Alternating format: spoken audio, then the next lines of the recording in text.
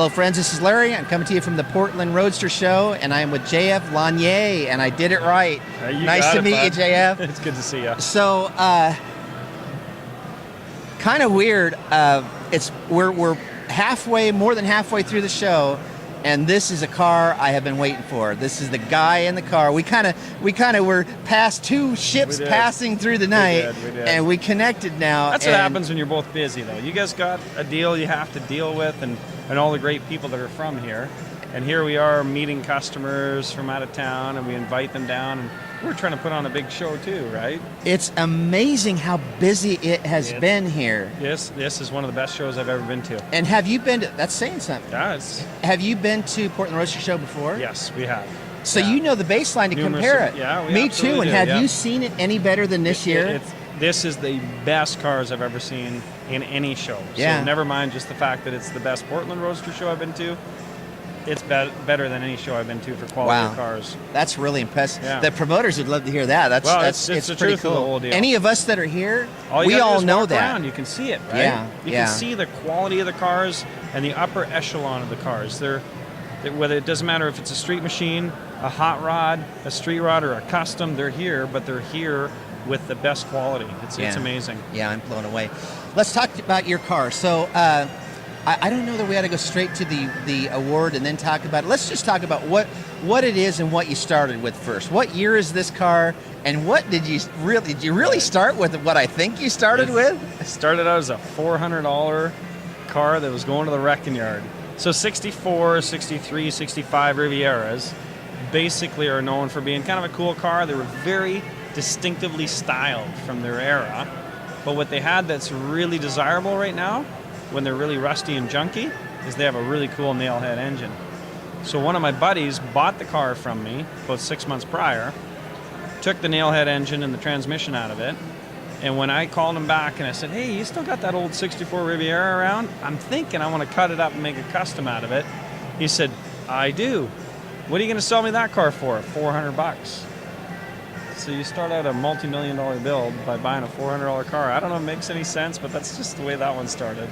I'd say that's starting at the bottom and just taking it to the top, I guess, right? Yeah. Save a car from the wrecking yard and then create something creative out of it. I guess now, the thing I guess that gets me about it is that, did anybody tell you, JF, that if you're going to go try and build a car that you think you want to take to the top, that of all the cars you can do that with, maybe a Riviera might be a reach, because I don't think, when I think of the coolest cars in the world, Riviera is not at the top of my list. Okay, so let's just quantify that.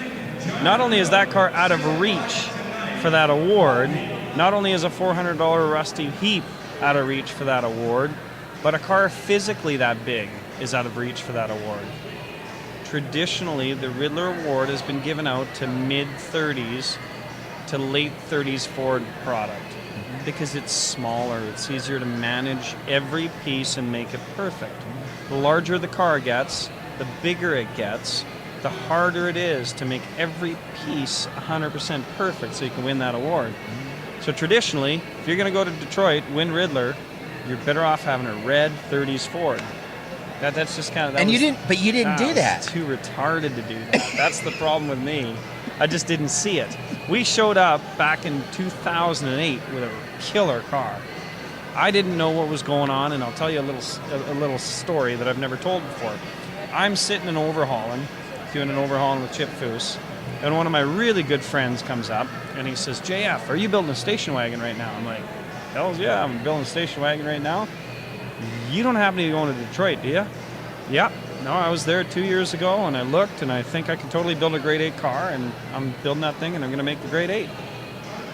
With some confidence, because I'd seen what was competitive, and I thought I could build a great car. He says to me, we got to talk. And I said, well, what are you talking about? What do you know that I don't know? Well, he says, the industry's small, and you don't understand how small the industry is. Well, I didn't realize, because the industry looks big from the outside. And it looks like this whole world of cars getting built. And you think, wow, that guy's built a killer car. That guy's built a killer car. That guy's an amazing builder. But in essence, it's maybe 100 cars a year that are new and fresh and that big and strong. So that's how I'm going to try to quantify that. And he says to me, he says, well, I hang out with the judges from Detroit, and I was asking them, like, what's new? What's coming up? Like, who's the guy online for Ridler? It's only 5 months before Detroit. You can't build a fresh car in 5 months. You can't win Ridler in 5 months. You're winning it in 5 years worth of build. So that keeps the secrets down. Even though you don't see the cars come out, you don't see pictures of them, they're totally top secret. You know which builder and who's actually going to build a killer car. And he says, they told me some guy from the Northwest, from Canada, is building a wicked wagon. And I said, yep. And my goosebumps started, and I was like, yeah, I'm that guy, I think. Well, they said he'd built some Kaiser, and you're the only guy that built a Kaiser last year, so they're talking about you, man. They say that's the only car they know of that's really going to be strong because the Kaiser was so strong. And I said, what am I supposed to do now? Like, I really planned on building a great car, not a car that could even attempt to win that award. That award is way beyond my reach and way beyond my abilities, right? He says, I don't know, but maybe it's one of those years where there isn't enough competition. You need to go home, do whatever you got to do to build the best car you've ever built. I only had 5 months to refine my build from what I thought was a competitive show car to a car that had a chance of winning Ridler. In those 5 months, I remortgaged my parents' house, my house. I sold every car I owned. I racked up every credit card I could get, and I built this amazing station wagon. Absolutely one of the most amazing cars to sort of hit that field. I missed it by a couple little engineering, small problems. You know, like we rolled up the windows and they were still dirty, and I'd forgotten to roll up the windows and clean them. The car was immaculate, but I'd forgotten to do the little details because I'd never done it before. Right. So obviously some amateur mistakes, but the ability to get to that level, I had proven that. It was crazy. Do they, this is something I don't know about Ridler, do they have a second place? I mean, do they There's actually? No second place. It is, you There's either no second win place. it or you do not win it. There's no second place. But between you and I, and obviously anybody that's listening now, so this is no more secret, that was the year, 2008, where no matter where you were in the ISCA show circuit, that the car had won Ridler was not on all the trophies. Do you know which car was on all the trophies and all the posters and the big billboards in Detroit that year? Whose car was that? Some little guy's car from No name? British Columbia, Canada, that had Serious? Yeah, my wagon was on all that stuff. So you didn't know that you got second place, but it really made it an obvious statement that the ISCA loved the look of the car and they used it to promote their events, which is huge. I mean, you don't always need that big pat on the back and taking home a trophy. There's things that happen in your career and in the industry that really quantify what you've done. They make you feel great about where you've gotten to, and that's all I ever needed to do with that car. I was so proud of that thing. Well, it seems like there'd be a little more you need to do, because how do you then get that car to that level and you've sacrificed all that money? Now you're buried in a car, and you've got to try and get a method of revenue to at least try and get it where maybe you get compensated, even just to get your money back out would be a miracle. I mean, what on earth do you do? That story is pretty simple. You make a deal with the devil and take that old bitch to Bear Jackson. And there you are. And that's what you did? I did. And you like rolled your dice? I was climbing the ladder of the whole industry, and there we were. And they're like, you want to sell your car? No. Do I have to sell my car? Yes. So I made a deal with the devil, sold it to Bear Jackson. But so you're sitting there, half my money. You're sitting there at Bear Jackson biting your nails because you could have lost your butt. It's the worst feeling I ever had in my life. You know, you think you're going in and you think the car's worth $400,000, $500,000, and you end up with 187 on the table, and you don't cover half the cost of building the car. But you got to swallow it. A potential Ridler car for $187,000. Yes, I bet that guy was pretty happy. He was happy. It's a killer car. It's a killer car. So you just sort of build your career off that stuff, and you have to decide at that point, is this where I choose to just sort of accept that I can't go any further, or am I going to go that much further? And any competitive guy just sort of digs a little deeper. I don't know where you find it. I mean, when you've gotten to the point that you're just, pulling it out of your socks, you just find a place a little deeper than that, and you carry on. You say, I don't know. What? I'm going to do this again, but I'm going to do it better. I think it's hard to dig in when I got to move in with my mom and dad. I got to start eating top ramen and popcorn while I'm building my next cool project. I just it's totally true. I can't imagine the next how many years then? Because you're then now going to start. Yeah, from 08 to 14.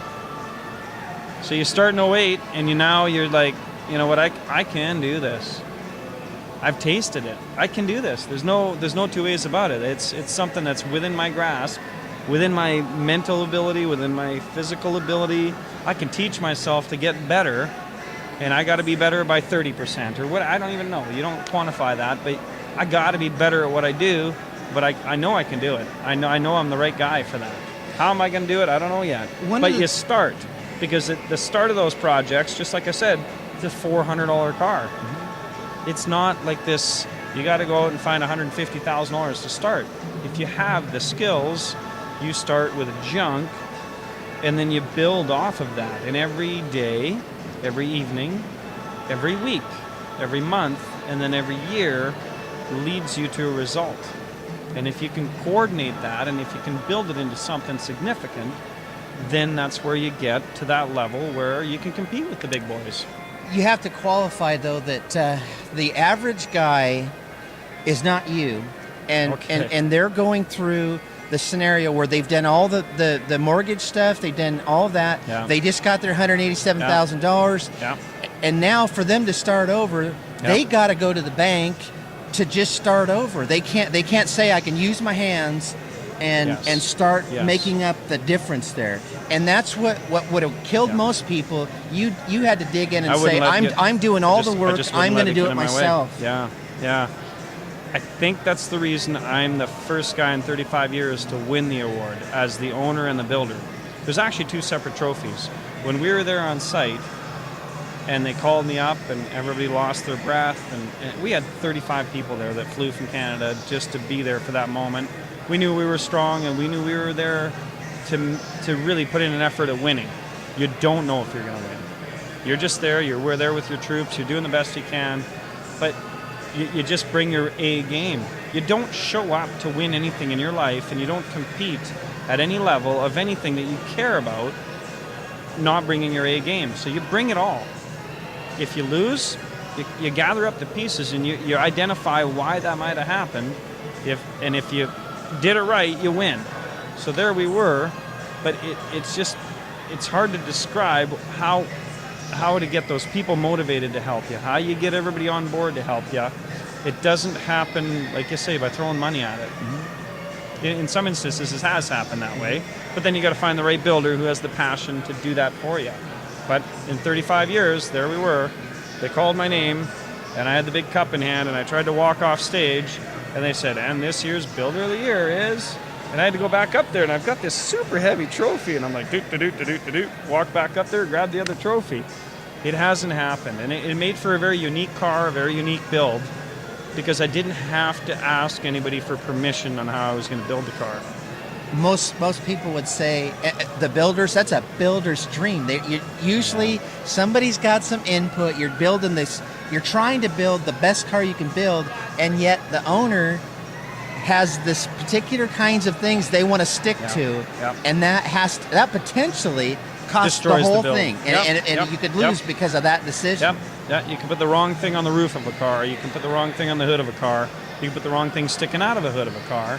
You can put the wrong color on a car, and it could destroy the whole build. Did you know that you were building a car that was going from being a Riviera to a potential show-winning Ridler Award winner? I'm going to back that up just a little bit so you understand how some of that process happens, because it's not as easy as that for a guy who's really trying to make his way. I came out of the whole wagon thing with it was a big free-for-all, and it was awesome, and it was the coolest car, and it was getting put on posters, and it was awesome. And now it's going to Barrett-Jackson, and it sells at Barrett-Jackson, and you come out of that with half the money you're supposed to have, and now your life's upside down. And I really ended up in a place where I was very depressed, and I couldn't make ends meet, and I couldn't find myself as a builder, and I couldn't find myself as a creative artist. And I really had to go right back to my roots, and that's where the $400 car came up. It was the only thing I could afford. It was on track with what I thought I wanted to do. I knew that I wanted to do a Riviera, but I couldn't afford a $6,000 or $7,000 one, sandblast it and use a good one. All I could afford was one that I scratched my head and said, oh, one of my buddies might have one of those, because we pulled a motor out of it about 4 months ago. So let's go find the cheapest car I can, and let's just get back to what I do best. Let's cut some metal. Let's stretch things. Let's move things around. What's that going to cost me? $3,000 or $4,000 plus my time? I can do that. And the car sort of started to take shape, and it became beautiful, and it became this crazy idea that wasn't all that crazy. It sat there and it looked wicked. And it's like, I need to build that car. So correct me if I'm wrong, but if you would have bought that $5,000 or $6,000 car that wouldn't have needed quite the metal work, would you have done some of the design things? I don't because think I would've. You wouldn't have had to cut in and done those kind of. That helped drive your decision. Is that you bought a 400 pile? Accidentally, and I mean that's all of our life stuff. Just seems to, and I'm not holistic, and I don't have all these beliefs, but all of our life stuff gets driven by the crossroads that come when we're faced with any sort of decision. And there I was. That's all I had as an opportunity ahead of me. How was I going to make that work at that time in my life? And it was like, I like this car. I think I'm going to put a Chevelle roof on it because I don't like the roof line, and I'm going to move things around, and it's going to look great. I know it's going to look great. It's going to be lowered. It's going to have big wheels, big brakes. It's going to haul ass. I didn't know how I was going to get there yet, but I knew that $400 car could carry me for 3 to 4 to 6 months in my abilities, so that I can move forward and actually get myself to a state where I was ambitious and I was excited and enthusiastic about my next goal in life. So when you was it a Ridler car then? No way. No way. I told everybody that's the last thing I want to do is go back to Ridler. I want this car to haul ass, burn rubber, and be fun to drive. End of story. I want it to be like the Duke Boy cars. Yeah. I would just want to go burn rubber and haul and just have a great time with the old car. So that drove a lot of your like major body styling things were based on the fact that you were looking for good metal, and if you're going to have to rework it anyway, let's put in something that you like. Yeah. And that got the general shapes. But you had some big decisions moving forward when you went with the engine that you were going to do, and the big deal. It seems like that would have been huge. When you say that, identified the car. So there we were, and I wanted to put this Chevelle roof on. And you go looking around for a Chevelle roof that isn't rotten in the bottom of the coves and the back window, and you can't really find one, because by the time the roof's good on a Chevelle, it's a good car. So then you kind of get creative, and you're like, I don't know what I should do, but that's the one thing I want to do. I just want to take this and create a custom out of it. And before you know it, somebody says, well, what about a Riviera roof? What's got a Riviera roof? What are you talking about? What about a boat tail roof? It might look wicked on that car. What are you smoking? And then I get to the drawing board and I actually pencil it out, and I'm like, no, that looks good. That looks really good. So why don't we try to take that boat tail roof and incorporate it in the car? Well, the boat tail roof would have looked correct in the car if you fudged it a little bit, made it a custom. But the minute the rear window incorporated itself into that design, it sure looked like a Corvette. There's no excuse for that, and it's part of the build. Let's just say like these days when GM makes the Corvette and they've got that wicked Cadillac two-door Roadster. It's the same chassis, it's the same engineers, it's a few different design styling cues, and those guys peek over and they look at the Cadillac and then they look at the Corvette and they're cheating from each other. So what if in 1963, when Buick was coming up with this radical design for a Riviera, what if those engineers and designers had peeked over and said, what are the boys at Chevrolet doing? Well, they're building this wicked split window Corvette. And what if they shared ideas? It's not far-fetched to think that Buick would have had their hand in trying to build a prototype 2-seater sports coupe. And it was like, It's obvious. That car's got to have Corvette proportions. It's got to be wide. It's got to be short in the quarter panel. It's got to be long in the fender. The wheelbase has to be altered to the point where the engine's set back, and all of a sudden, the car just sort of came alive. So at some point, and that is obviously the point that it changes the back seat. So now it doesn't have a back seat at that point. Roof has changed. Nobody's sitting in the back. Now you're starting to think, she's all of a sudden I'm changing everything. Now all rules are off. We're going. So there you got your body. And by the way, when you see this car, undeniable. When you walk around the back, first of all, you're not going to have any angle. Your jaw's not going to drop, and you're not going to go, "What? This is not right." The back, completely. You're starting to go. It looks like a Corvette. I'm a Corvette guy. I didn't even know there was another critter that looked like a Corvette. Right. So I see that, and I'm going, I don't understand it. And then you go around the front, though, and you did with that dive in the hood that we all love to see. Right. How did that come about? Did it come about because you had to put a new hood on? Did it come about you had decisions for engines and all that to make? All that stuff I had to make in chassis. And if you're ever going to build a great chassis, you want to put everything as far back as possible. You want to put the driver as far back as possible. What made an AC Cobra fantastic is the fact that the engine is so far back from the front wheel center line. The driver's so far back in the car. That puts all the weight on the rear wheels, makes the car balance well, makes it an obvious race car. So if you're trying to build something with some race stature and some performance, you want to put everything as far back as possible. I don't know how we did it, but ironically, that car has 51.2% rear wheel weight. And I've never heard of that on a domestic car with a domestic engine, and the engine's still in the front. We didn't move the engine to the back and put it over the rear wheels. The engine's still ahead of the driver. We got 51.2% rear wheel weight on that car. It's great engineering. It's great design. How that leads into the hood situation is because the engine's set so far back towards the firewall, and the firewall's recessed, that we were able to put a scoop in that hood. I really wanted it. It became an exotic. Like, to take that design that would have appeared in 1963, and maybe it was far-fetched to be a design of 1963, but now to incorporate some of our era into it. You look at all the new Le Mans Corvette race cars, right? Any of the 24-hour cars have that scoop going right through the hood. And that was directly stolen from another GM idea, incorporated into a 63 design. It's one of my favorite features on any car. And again, I walk up on it, I see that hood, I'm scratching my head because I'm looking at the grill, and I know it's a Riviera, and that hood completely threw me. I couldn't figure out how you do it. You know, the radiators usually classically sit right in the front. I mean, all of that then has to move, be custom, changed. What about if you're needing the extra, you put a supercharger on it? Do you put turbos on it?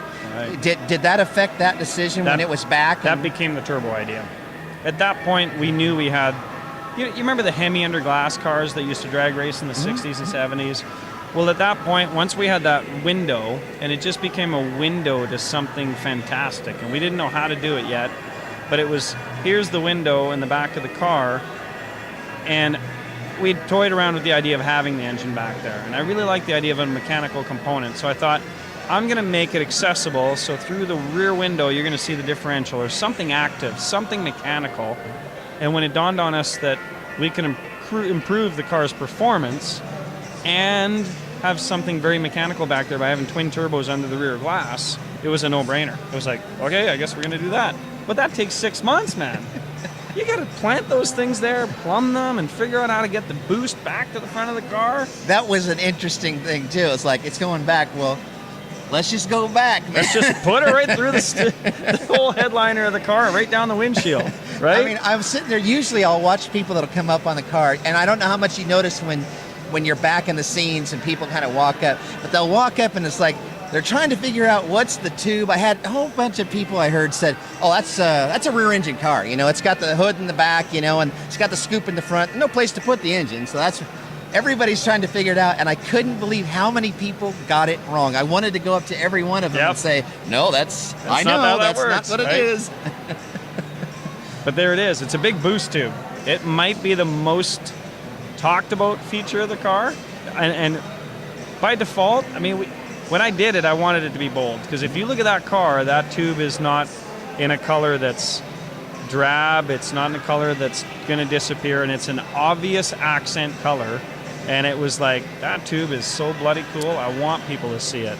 I want people to just go scratch their heads, what is this? Right? What is it? And that car has no category in our automotive world right now. It's not, it qualifies as a custom because it's custom built and it has a custom body. But it's more than that. It's a street machine, it's a pro touring car, it has a full roll cage, full harnesses in it. The car makes 854 horsepower at the rear tires on conservative boost and pumped gas. Wow. It's 1,000 horsepower capable car. Do you need that? No, you don't need that. Is it fun? Hell yeah, right? But there you are with that car.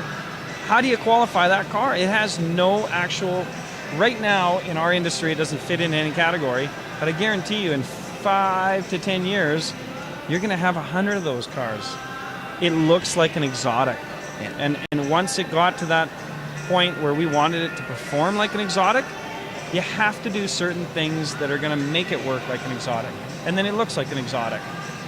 So it's a North American 60s muscle car, custom, that's turned into an exotic. I want one. Can I have it? Right?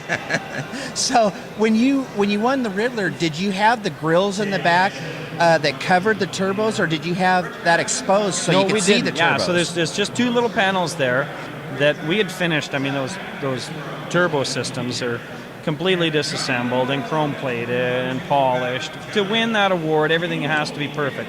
You build a car, bare metal, and assemble the car and have all the pieces fitting together. Then you take every piece apart on that car, and no piece of that car can be any less finished than any other piece. So now all of a sudden you're examining every little piece as if it's on its own, and you're making it the best it can possibly be. And that's the tricky part. So yes, we have two little windows there that if you look quickly, you can see that there's a set of screws, there was an actual gasket that went there, and it left a window to see the turbochargers, all the wicked plumbing, all the wicked sheet metal screws that we used in there. And the only reason we covered those up, because they're close to your head, they're close to your body, and when we went and road raced the car, or when drag raced the car, you needed to cover that up, otherwise it just got too hot in the actual cabin of the car. Wow. When they're judging you and they're seeing, you have so much going on in places that they couldn't get to. There was stuff I forgot about. There's hundreds of items I forgot about. How could they think to ding you for stuff that they couldn't even get? I mean, at some point when they're judging this, they just have to say, okay, we believe that's what's in there. We know it. We can't see it. Yeah. Or do you have to take pictures of all of those kind of things, and that's part of what you give them? You do your best to take the pictures of the build, because if you've done anything right in a build, it doesn't look like you touched it. So yeah, do your best to do fabrication pictures. We had three books. We had a full build book, then we had a separate smaller build book on engineering, a separate small build book on design. There was 3 build books on that car because it's hard to explain. It's just so complex, that piece. It really is. So we're covering. I want to get to the interior because it is also different. And part of when I think about the interior is again colors, because when you went with yellow on the outside, the normal thing is, okay, I'm going yellow with chrome. I'm going with yellow with black. Yeah. You decided to go with brown accents for the wheels and the interior, which again, that's kind of bold because it's not usually what you do with the yellow. But let's picture what a $500,000 or $600,000 supercar is going to do. They're making bold statements. Mm-hmm. The clientele they yield to is not your average connoisseur. It's somebody that really wants to make a statement, wants to feel luxurious. That car doesn't have a stereo, it doesn't have AC, it doesn't even have roll-up windows.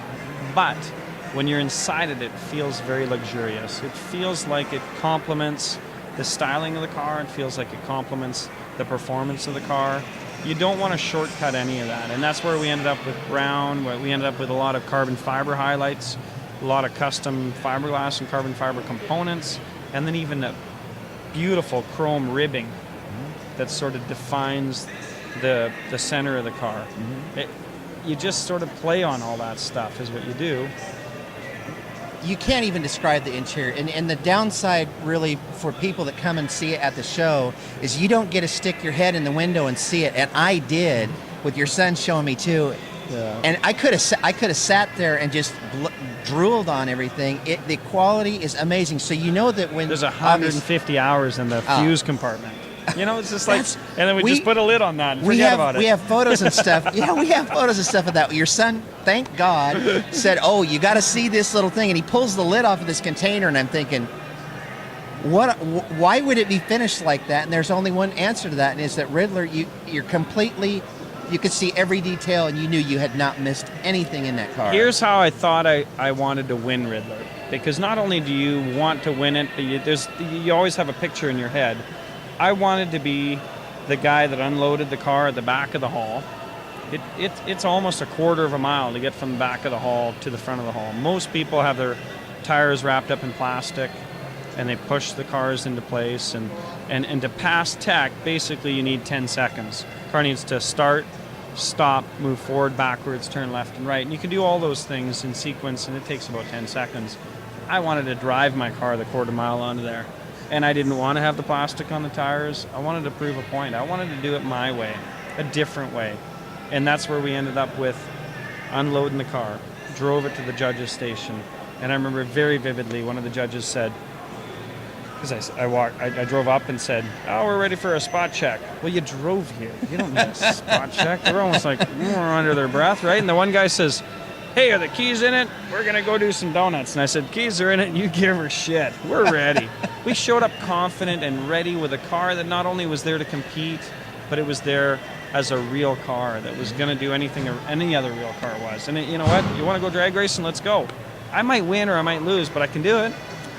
Right? You could say that. I want to move to the wheels because you had a touch in the wheels. I thought it was clever. I love how it pulled off. You got to play with the brown. Yep. And until you look at it, I pointed it out to Alan. It was one of the things that we did when we were looking at it was you had a black trim ring and then you did the brown pieces that go off that make it look like the fins go right into the tire. And it was a great look. You have to look really close to even get. Thanks for that. Thanks for noticing that. Kind of like Dave Kindig's doing now with his the white walls. with those white walls. Same deal. So it's like a cheater way of doing it, and we're cheating so the profile of the tires. So here's what happened with that. We had the car built on 24-inch tires because they were the biggest and the coolest thing that was out there 6 years ago. Well, now 6 years forward, you're trying to build a competitive car that looks like something, and you're going to have these big wheels that borderline look donk. They look like the wrong styling for the car. They're the only thing when you look at the car proportionally that's going to look wrong, and you say to yourself, how am I going to get around that? I've got a hole this wide. I got an 18-inch hole I built to put a tire in, and I want the biggest bloody tire I can fit in there, right? Problem is you don't have a lot of choices for tires that wide. And my solution for that, and I found an OE Lamborghini tire, which is what's on it now, was a 21-inch tire. Put it on the car, yes, it was wide enough to fit the opening. When you look at the back of the car, it's got that sexy look where it's got lots of meat, and the car looks like it's just going to burn rubber, look killer. But from the side of the car, it left us with a very skinny tire. And as much as I wanted the car to look like an exotic, it's still a North American car, so you're trying to always find that balance. My idea for that balance was, instead of this white wall trick, why don't we make more black onto the rim, impose a rim that looks smaller, and then we're going to take care of that weirdness. Now, to get that really good, why don't we play with people's minds and add just the little fingers on the outsides like they're holding on to that tire. And what it does is, proportionally on the car, when you stand back 20, 30 feet, you don't have that look where the tire is too thin and it looks odd. The tire profile looks right, not because of the tire profile being right, but because we cheated it with that black portion on the rim, and it allowed us to do something very spectacular. If you'd have just put like the chromey wheels on that with that 24 with that little profile, right, that car would have looked completely different. And it would have been a big deal. Yeah. One of the things you also got to point out about the wheels is the detail. When you look really close behind each one of the fins, it's polished behind each fin all the way around. First, I'm thinking, how do you do that? Second, I'm thinking, the work that went in, to do that. You still got to keep I don't even know how you pull it off, but that detail is really cool. It's a lot of specific steps. So you powder coat one step, you paint another step. All of that, you're masking back the pieces that you want to unveil at the end of all those steps. What you might have missed is that every one of those wheels is corner specific. They're actually directional. So instead of the spokes, and it's 13 spokes by the way, and I'll tell you, if anybody's listening, I'm just crazy about these little details, but an even number of spokes looks terrible on a car. 5 spokes always looks good, 7 can look good. 10 looks good because it's a derivative of 5. I'm just kind of weird with that stuff. So when we had a choice, we didn't put 12 spokes on the wheels, we put 13 spokes on the wheels. So that you don't actually look at an upper spoke and a bottom spoke being linear or horizontal. They don't ever match up because you've got an offset. The other thing we did to make them directional is just like a bicycle spoke. They start on the outer hub and they hit the inner hub off center. So instead of hitting center, they just off center. So the left wheels and the right wheels are actually directional. What that does is it makes the hub look like it's been turned. So feature like everything's sloppy and you just pull the hub like on an old motorcycle. It just looks like everything's already in motion, and it gives that car kind of that aggressive look by already being in motion. Your mind, your eyes don't see it, you don't really register it, but your mind understands it. It just gives it an aggressive forward stance. As long as I could stand there and look at your car, and I looked at those wheels, had your son not pointed out the polished part in the back, I wouldn't have seen it. It looked like a reflection. I pointed it out to Alan, and we both said the same thing. Wouldn't have caught that. And the directional, you're exactly right. I would not have seen it until he said it, and then all you knew is it looked really cool. And if you would have done that, and that straight, again, another part that would have made the wheel look plainer and just not cool. Yeah, I think you again set another bar on that wheel. Yeah. The thing that I know that people are not going to see from the outside of your rail walking around is the copper inlay. I mean, I don't even know. You take like a sewing needle and lay it on chrome, and then that line of the sewing needle is how thin the copper. It's like nobody's going to see it unless you're right on it. And then when you see it, you freak out. You go, how even did you do it? Yeah. And how do we come up with that dumb idea? Right? And it's everywhere. It's not like it's just on one little thing. Yeah. You look all over. He intentionally said, oh, you got to look here, you got to look here. Everywhere we looked, it was there. What the copper did for the car, and it's a really small, it's a 1/32 thickness, and it's laminated between pieces of aluminum. What it did on the door handles, what it did on the main part of the hood spear, what it did on all the little intricate pieces of the car is it let us show that those pieces were not machine made. So there's parts of that car that are 100% CNC milled. There's parts of that car that are hand built. But you want to sort of identify those things and say, you know what, this is really a hand built piece. It's a sculpted piece. And the door handles are a good example of that. I'll tell you a quick story about that. What they are is there's two pieces of aluminum, and I glued a piece of copper in between them. So the copper is present all the way through that surface. Put them in the vise, leave them overnight, the glue kind of oozes out, whatever's left you don't actually see. And then I shaped the first door handle. Got it so that it was really nice.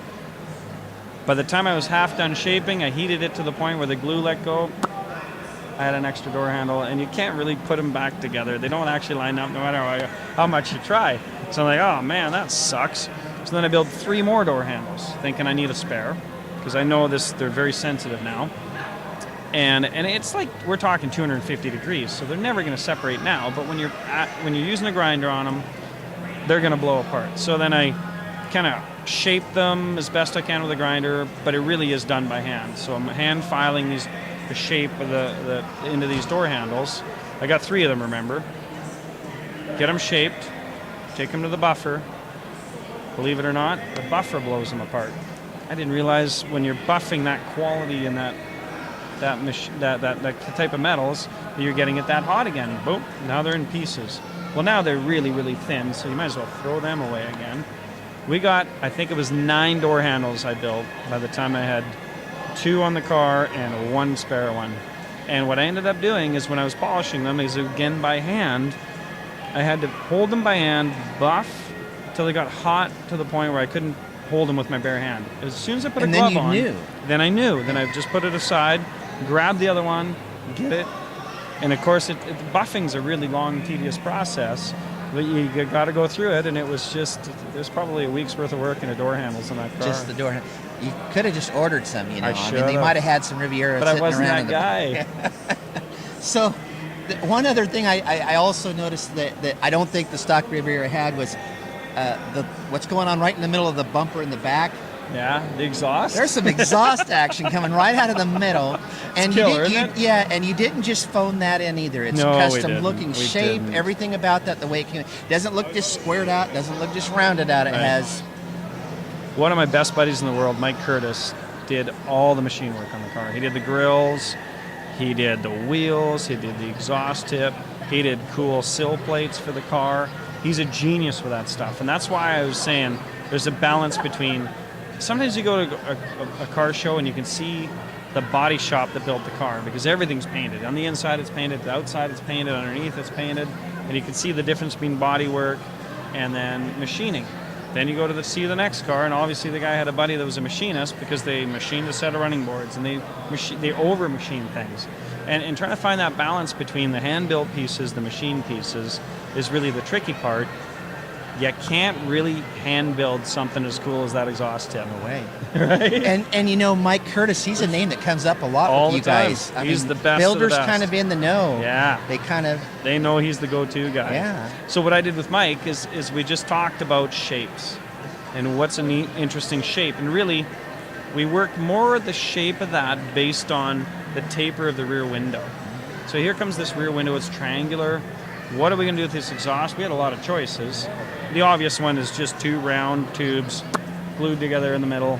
There's your exhaust. That makes sense. Left bank, right bank, and then you got exhaust coming out.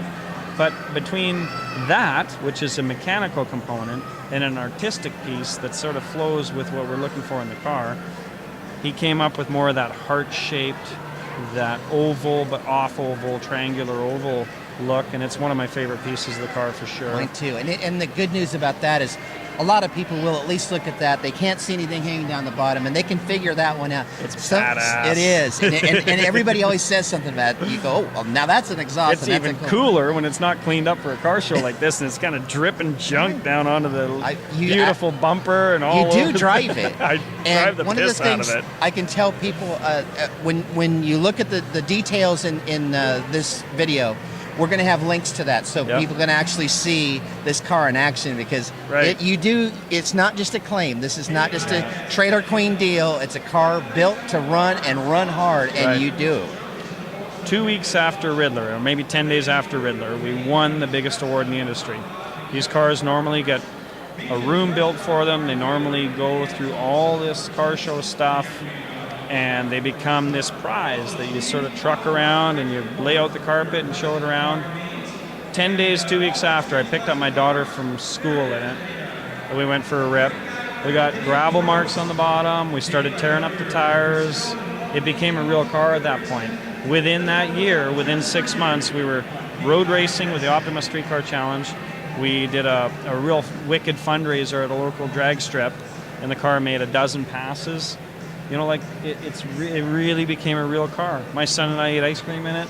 Like, it's just, some of that's just for fun, and most of it's for fun. I mean, let's face it, those cars are for fun, but it was to prove a point. It's a car. We can live with it.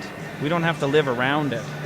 You are a bit of a rule breaker because Broke 'em all over the place, that's exactly what you did. And even after winning it, and what I like about it is you just look at the reality of it.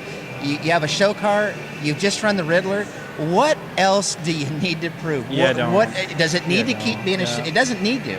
The reason it's here, we want to see it, and that's just bring it. Right. Bring it like it came right off the road. Right. Let us see that Ridler winner. I like it better on the ground because the car's stance is so amazing. It looks better on the ground than all jacked up with all the doors open and a bunch of I was stuff glad out. to see that. I mean, Yeah. we don't get to see all the cool stuff and the I detail know. in it, but that's the way I want to see it too. Yeah. Is slammed and the way it's It's the supposed real to be. deal that way. Yeah. Jeff, man, I can't tell you how great it's been hearing That's about awesome. it. Look for all the resources. We'll put them all out there for you. Thank you guys for staying tuned. We'll see you next time. You bet.